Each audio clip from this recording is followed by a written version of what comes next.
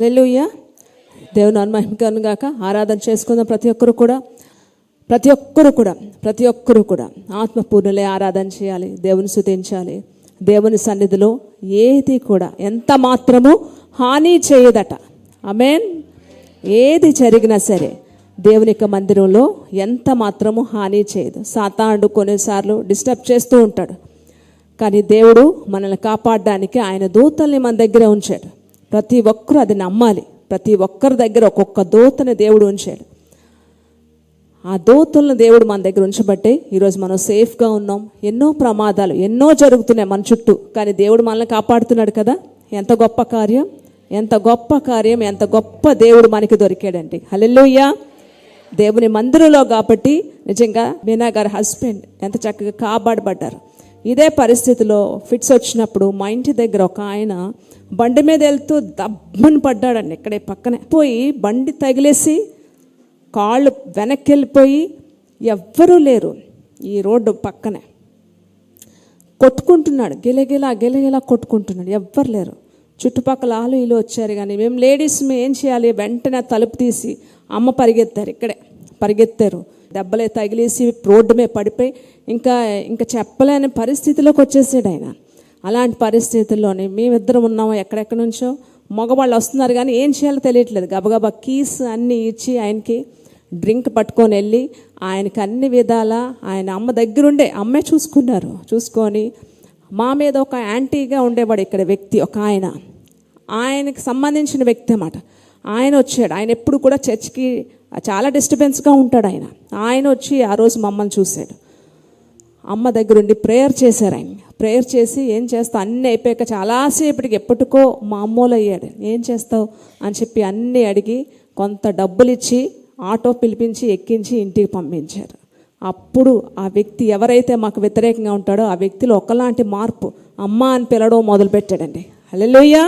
హల్లెలూయా. ప్రేమ అనేకమైన దోషాలని కప్పుతుందట. హల్లెలూయా. చాలా చాలా భయంకరమైన పరిస్థితి ఆ రోజు చూసాం, కానీ దేవుని మందిరంలో ఆ బిడ్డను దేవుడు ఎంత చక్కగా కాపాడారు. హల్లెలూయా.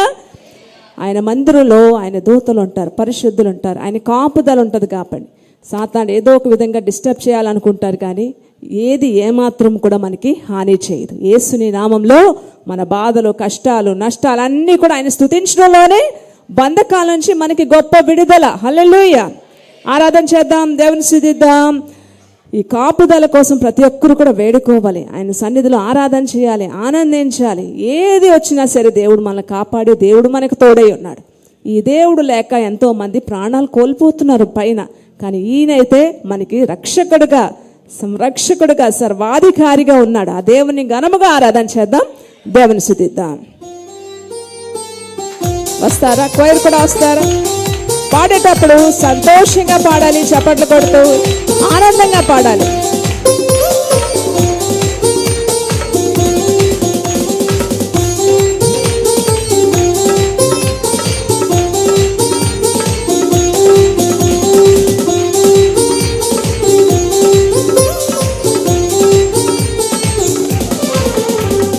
యేసుని నామములో మన బాధలు పోవును, దుష్టాత్మలు పారిపోవును. పాడాలి. వేదనలో జయమిచ్చును, మృతులకు నిండు జీవమిచ్చును, హృదయములో నెమ్మదిచ్చును. యేసుని నామంలో, యేసుని నామములో పాడాలి సంతోషంగా. ఆయన రుచి చూసిన ప్రతి ఒక్కరు కూడా శోధనలో జయం, మృతులకు నిండు జీవమిచ్చును, హృదయంలో నెమ్మది. యేసుని యేసు రక్తము, యేసు నామమునే యుగయుగములకు మహిమే. అభిషేకునికి ఘనరాశులకు యుగయుగముల జయమే. యేసు నామమునే యుగయుగములకు జయమే. అభిషేకునికి ఘనరాశులకు ప్రతి సమయమున జయమే. యేసుని నామములో పాడాలి, స్ట్రాంగ్ గా, బలముగా పాడాలి. పుష్క దుష్టాత్మలు పారిపోవును, శోధనలో జయమిచ్చును, మృతులకు నిన్ను జీవమిచ్చును, హృదయములో నెమ్మదిచ్చును. ఘోరమైన వ్యాధి ఏదైనా డాక్టర్లకి అంత చిక్కట్లేదు. ఏంటి వ్యాధి, ఎలా బాగు చేయాలి, డాక్టర్లకి అంత చిక్కని ఏదైనా సరే దేవుడు చేయగలదనే విశ్వాసం మీకుందా? ఏదైనా సరే, ఏమైనా సరే, ఎవ్వరు చేయలేంది ఆయన చేయడం, అది గొప్ప విషయం అయితే.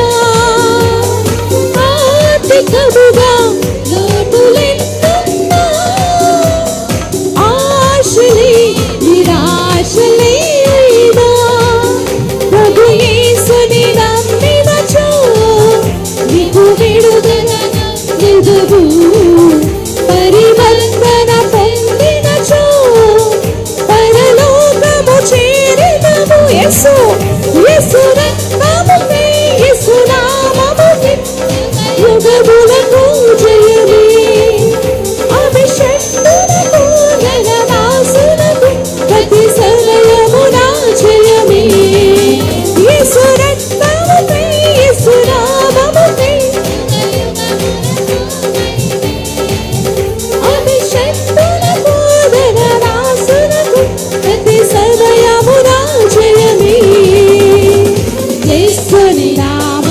పాడాలి. వెనకాల గట్టిగా చప్పట్లు కొడుతూ సంతోషంగా. దుష్టాత్మలు పారిపోవును, శోధనలో జయమిచ్చును, మృతులకు నిన్ను జీవమిచ్చును, హృదయములో నెమ్మదిచ్చును.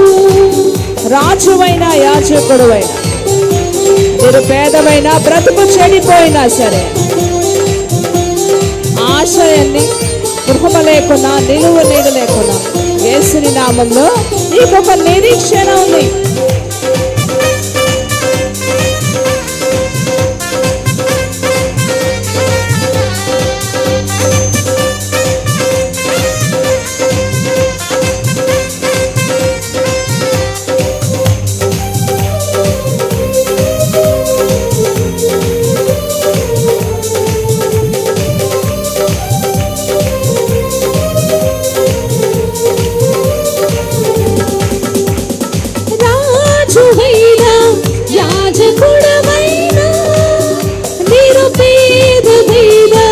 బ్రతుకు చెడినున్నా ఆశయముగా గృహము లేకున్నా, నిలువబడిన నీకు లేకున్నా, శ్రీ యేసుని నామములో విశ్వాసముందా? నీ స్థితి నేడేదైనా నిత్య జీవము పొందెదము. యేసు రక్తం, యేసు రక్తముపై పాడాలి గట్టిగా, బిగ్గరగా బిగ్గరగా, గొంతెత్తి నోరెత్తి 10 తంతుల సితారాతో స్వరమండలముతో గాన ప్రతిగానాలు చేయాలి. యేసు రక్తముపై, యేసు నామముపై యుగములకు జయమే. అభిషక్తులకు జనదాసులకు ప్రతి సమయమున జయమే. యేసుని నామములో మన బాధలు పోవును, దుష్టాత్మలు పారిపోవును. ఆరాధనకి సిద్ధపడతారా? ఆరాధనకి సిద్ధపడాలి. మహారాజుని ఆరాధన చేయడానికి, మహిమ గల మహారాజుని ఆరాధన చేయడానికి మీ ఆత్మ, దేహ, శరీరం సిద్ధపరచుకోవాలి. మన బాధలు పోవును, దుష్టాత్మలు పారిపోవును, శోధనలో మృతులకు నిన్ను జీవమిచ్చును,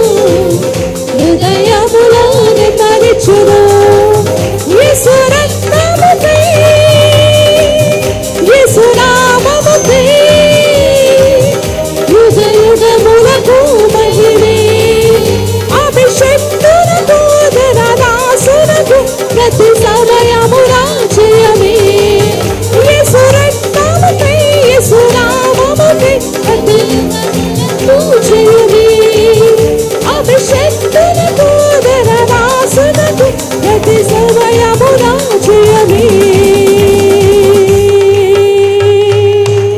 హల్లెలూయా, హల్లెలూయా. యేసుని నామంలో మన బాధలు పోతాయండి, పోతాయి. ఈ నామంలోనే రక్షణ, ఈ నామంలోనే విడుదల, ఈ నామంలోనే విజయము, ఈ నామంలోనే స్వస్థత, ఈ నామంలోనే నిత్య జీవము. నమ్ముతున్నారా? గట్టిగా చేపలు కొద్దాం, గట్టిగా చేపలు కొద్దాం. హల్లెలూయా. ఇంకా దగ్గరగా వెళ్దాం ఆయన దగ్గరికి, ఇంకా దగ్గరగా వెళ్దాం. మన హృదయాలు ఆయన దగ్గర కుటుంబదిద్దాం. ప్రతి ఒక్కరు కూడా మన హృదయాలు ఆయన పాదాల దగ్గర కుటుంబం. ఏ నామం వలన కూడా క్షామం లేదండి. ఏ నామం వల్ల మనకి విడుదల అయితే, ఏ నామం వల్ల మనకి స్వస్థత లేదు. ఎవ్వరు చేయలేంది ఈయన గొప్పతనం ఏంటి? ఎవ్వరు చేయలేంది ఈయన చేయడం అనేది గొప్ప విషయం. ఎవ్వరు చేయలేంది ఈయన చేస్తాడు. నమ్ముతున్నారా? ఆయన పాదాల దగ్గర మన హృదయాలు ఆయన పాదాల దగ్గర కృంభరిద్దాం. ఎలాంటి కార్యాలు ఆయన చేస్తున్నాడండి? ఎన్ని గొప్ప కార్యాలు మీ జీవితంలో చేశాడు. గుర్తు చేసుకోండి ఒకసారి. ఒక క్రైస్తవుడికి అసాధ్యమైన పని ఏదైనా ఉందంటే దేవుడు మీ జీవితంలో చేసిన కార్యాలు లెక్క పెట్టడం అనేది అసాధ్యమట. లెక్క పెట్టగలరా? చాలాసార్లు చెప్పాను ఇప్పటికీ నేను. లెక్క పెట్టగలరా? ఆ పలానా రోజు ఒక కార్యం చేశాడండి, లేదు. ఈరోజు ఎన్నిసార్లు మీ ఊపిరి వదులుతున్నారా, పీలుస్తున్నారు? ఎన్నిసార్లు అండి మనం ఊపిరి వదులుతున్నాం, బయటికి వదులుతున్నాం, మనం పీల్చుకుంటున్నాం. లెక్క పెట్టండి మీరు. ఇది లెక్క పెట్టగలరా? కనీసం రోజులో 12 hours, 24 hours, రోజుకి 24 గంటలే కదా. 24 గంటల్లో మీరు ఎన్నిసార్లు మీ ఊపిరి వదులుతున్నారు, పీలుస్తున్నారు? రాయి ఎవరైనా లెక్క పెట్టగలరా? ఒకరోజు కూర్చొని లెక్క పెట్టండి. ఇదే ఎంతో కష్టం కదా, ఎంత కష్టమైన పని. ఇప్పటికే నేను ఎన్నిసార్లు నా ఊపిరి వదులుతూ తీసుకుంటున్నాను, నేను నా ఊపిరి తీసుకుంటున్నాను, వదులుతున్నాను. ఇది రాయగలనా? నేను లెక్క పెట్టగలనా? వదులుతున్నప్పుడు, ఊపిరి తీసుకుంటున్నప్పుడు ప్రతిదీ కూడా ఆయన ఆధీనంలో ఉంది. ఆయన మాట చెప్పున మాత్రమే నేను ఊపిరిని తీసుకోగలను, ఊపిరి వదలగలను. ఒక్కొక్కసారి ఊపిరి వదులుతున్నప్పుడు, తీసుకుంటున్నప్పుడు ఆయన యొక్క చిత్త ప్రకారం జరుగుతుంది. ఏమైనా కానీ పొరపాటున దేవుడు ఇంకా నువ్వు ఊపిరిగా లోపలికి వెళ్ళొద్దు, ఆగిపో అంటే ఆ రోజు నా జీవితం ఎండ్ అయిపోతుంది. అర్థమవుతుందండి? దీన్ని బట్టి ఏం అర్థం అవ్వాలి మనకి? ఏం అర్థం అవ్వాలి? ఈరోజు ఇంకా బ్రతికున్నామంటే, ఈ ఊపిరి నాలో ఉంటుందంటే ఇంకా ఆయన సమయం ఇచ్చి ఆయన కృప కింద నేను ఉన్నాను అనేది గుర్తు రావాలి. హల్లెలూయా. ఇంకా ఏదో చేయలేదు దేవుడు నా జీవితంలో. నేను ఒక బండి కొనుక్కోలేకపోయాను, ఒక కారు కొనుక్కోలేకపోయాను, ఒక మంచి ఇల్లు కొనుక్కోలేకపోయాను. అన్నీ ఉన్నా సరే మనశ్శాంతి లేకపోతే ఎందుకండి? ఆ మనశ్శాంతి మీలో ఎంతమందికి దేవుడిచ్చాడు? ఏమీ లేకపోయినా సరే దేవుని కలిగి మనశ్శాంతితో బ్రతుకుతున్న వారికి ఉన్న మనశ్శాంతి, ఆ ప్రశాంతత, ఆ సమాధానం కోట్ల రూపాయలు ఉన్న వాళ్ళకి ఈరోజు లేదు. అంతేనా? ఆ లేక ఏం చేస్తున్నారు? దేవుడు ఆ ఊపిరి ఆపక ముందే వీళ్ళే ఆర్పేసుకుంటున్నారు, చనిపోతున్నారు. అనేక మంది వాళ్ళ ఆత్మని హత్య చేసుకుంటున్నారు, చచ్చిపోతున్నారు. ఈరోజు మనకి ఎంత కృపనిచ్చాడు? ఇది ఒక్కటి లెక్క పెట్టండి. రోజులో ఒక్కరోజు కూర్చొని ఈరోజు ఎన్నిసార్లు నేను ఊపిరి విడుస్తున్నాను, తీసుకుంటున్నాను రాయండి ఒక పేపర్ మీద. ఎంత కష్టమైన పని. ఇలాగా మీరు ఎన్ని రోజుల నుంచి మీ తల్లి గర్భం నుంచి ఇప్పటి వరకు వచ్చినప్పుడు ప్రతిసారి ఈ ఊపిరి మనలో ఉందంటే ఆయన ఉచితమైన కృప కదా, అంతే కదా. ఈ ఊపిరి నీదేనయ్యా, నీవిచ్చిన దానం నాకు, నాశ నీవేనయ్యా, నా జీవితమంతా నీకై. అర్థమవుతుందా అండి? చెప్తుందా?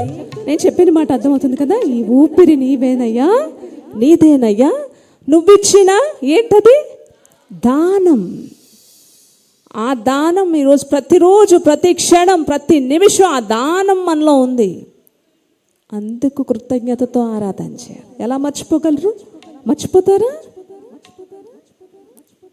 ఏ ఊపిరి నీదేనయ్యా, నీవిచ్చిన దానం నాకు, నా ఆశ నీవేనయ్యా, నా జీవితమంతా నీకై కాచి ఉంచినావయ్యా ఇంతవరకు. వైర్ పాడతారా? నన్ను విడిపోదయ నాకున్న నీ కృపా. చేతులు రెండు ఆయన వైపు. ఇంతవరకు నన్ను విడిపోదయ నాకున్న నీ కృపా. నీ కృప లేనిచో ఒక్క క్షణమైనను నిలువజాలను ప్రభు. నీ కృప లేనిచో ఒక్క క్షణమైనను నిలువజాలను ప్రభు. ప్రతి క్షణం కనుపాపలా, ప్రతి క్షణం కనుపాపలా నన్ను కాయుచున్న దేవుడా.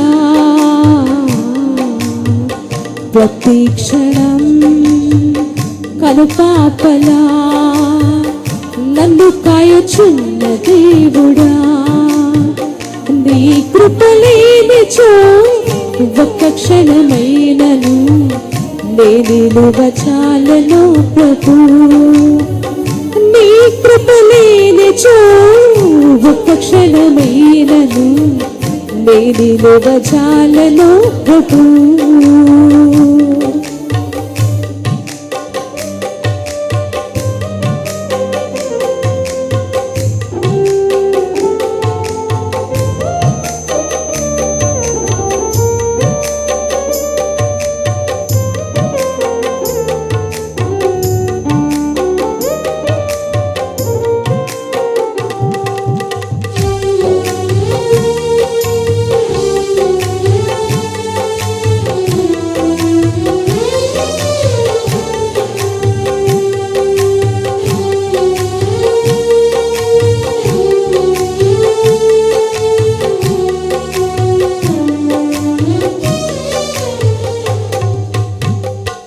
ఐశ్వర్యమంతా నీదే, ఉంచినావు నీ దయ నాపై.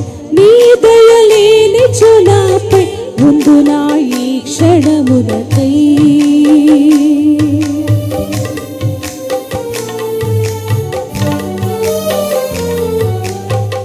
నా ఐశ్వర్యమంతా నీదే, ఉంచినావు నీ దయ నాపై. నీ దయ లేనిచో నాపై ముందు నా ఈ క్షణమురకై కాచి ఉంచినావయ్యా ఇంతవరకును. నన్ను విడిపోదయ నాకున్న నీ కృప. చెప్పాలి, అందరూ చెప్పాలి. కాచి ఉంచినావయ్యా ఇంతవరకును. నన్ను విడిపోదయ నాకున్న నీ కృప. నీ కృప లేనిచో ఒక్క క్షణమైనను నిలువజాలను ప్రభు. నీ కృప లేనిచో ఒక్క క్షణమైనను నిలువజాలను ప్రభు. ప్రతి క్షణం కనుపాపలా, ప్రతి క్షణం నన్ను కాయుచున్న దేవుడా. నీ కృప లేనిచో ఒక్క క్షణమైనను. చెప్తామా మరొక్కసారి? ఈ ఊపిరి నువ్విచ్చావయ్యా. ఎంత మంచి మాట కదా. నాకెందుకో చాలా ఇష్టమైన మాట అండి ఇది. నిలువజాలను ప్రభు. ఈ ఊపిరి నీదే. చెప్తారా? ఎంతమంది నిజమే అని నమ్మిన వారు చెప్తారు? నా జీవితమంతా మరలా మరలా ఈ ఊపిరి నీదేనయ్యా. నా జీవితమంతా, నా ఆశ నీదేనయ్యా. నా జీవితమంతా బిగ్గరగా కాచి ఉంచినావయ్యా ఇంతవరకు రెండు చేతులు ఆయన వైపు. ఉదయ నాకున్న నీ కృప కాచి ఉంచినావయ్యా ఇంతవరకును నన్ను విడిపోదయ నాకున్న నీ కృప నీ కృప లేనిచో ఒక్క క్షణమైనను నేను బచాలను ప్రభు నీ కృప లేనిచో ఒక్క క్షణమైనను నేను బచాలను ప్రభు. నిజంగా నమ్ముతున్నారండి?